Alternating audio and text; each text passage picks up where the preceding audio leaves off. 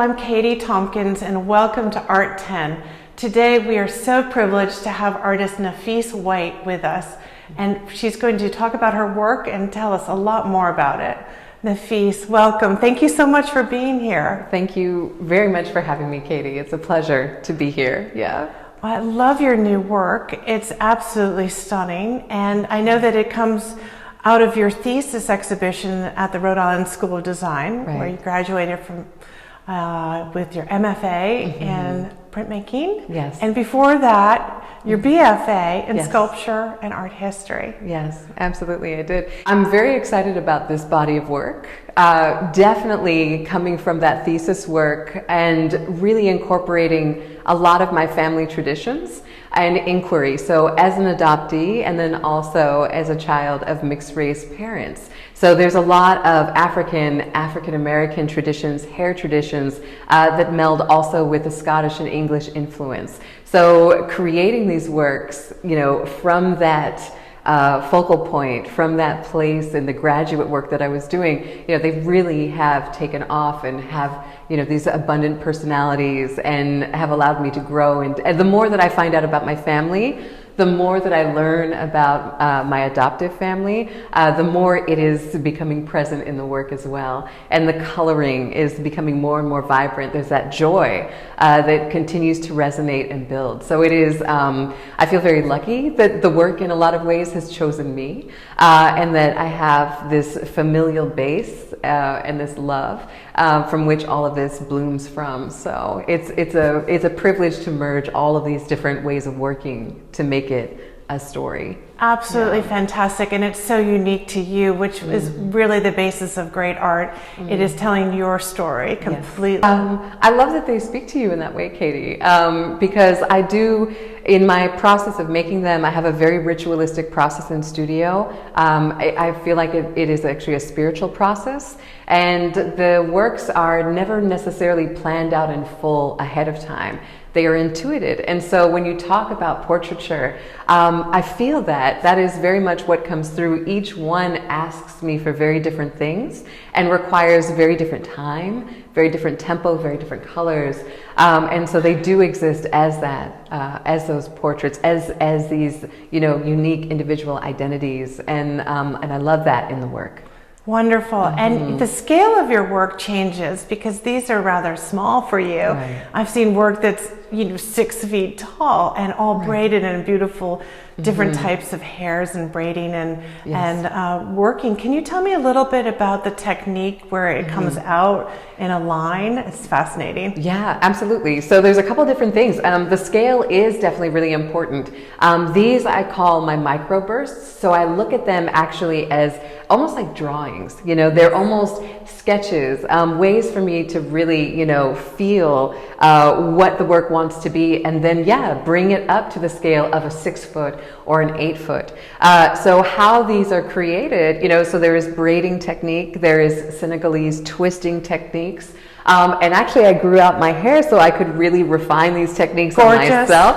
Thank you.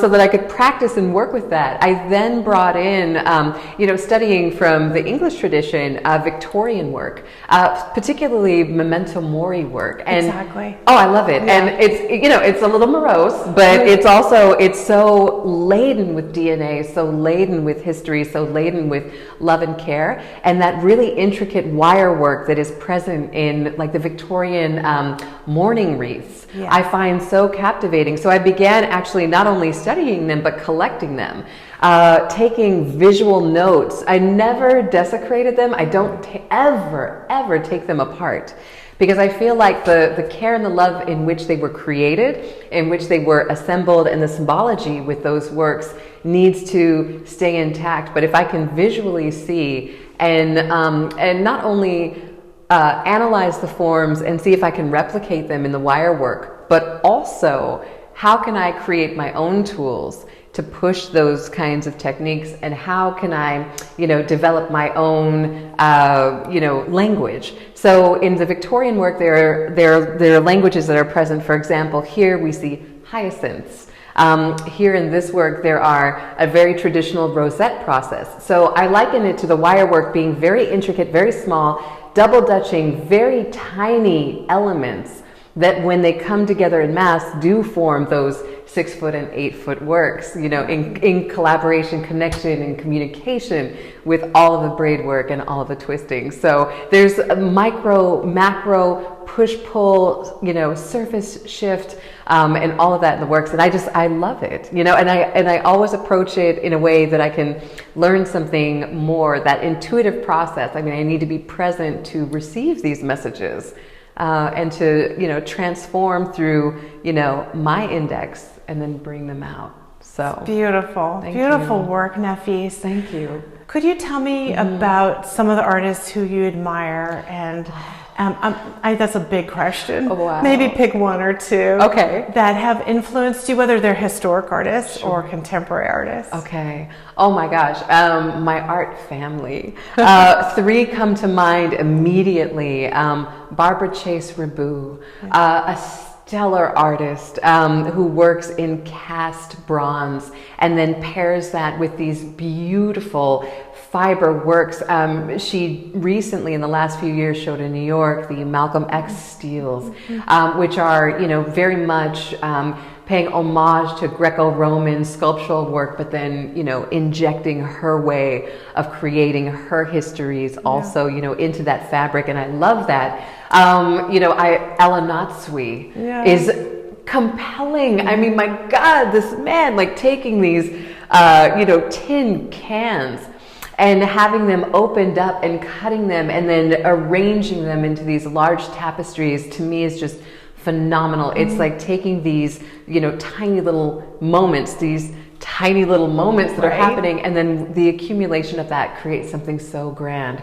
So he speaks to me. Also, Tony Fair. You know, I love Tony's work. I think this, you know, way in which in his studio practice he would look at what was going around him politically, socially, all of these things, but also what was in his immediate realm, and the urgency of which he would gather really speaks to me as well. It comes through. It's powerful for his work, and I also think about that and use that in my work at times too, which is a beautiful way of freeing myself of all of the, you know, very detailed work. Sometimes you have to paint with a large brush and allow yourself to play a little bit more. So Tony's lessons to me are to allow space and time for that as well, so that I can do this even more, you know, and even better.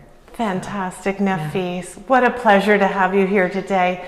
Thank you so much for giving us this beautiful artwork. Thank you for your care and the invitation. I am thrilled to be here. So thank you. Thank you for joining us at Art 10. We are very much interested in contemporary art and the art of our own time. And Nafis White is a terrific example of a working artist creating beautiful artwork. Thank you. Thank you.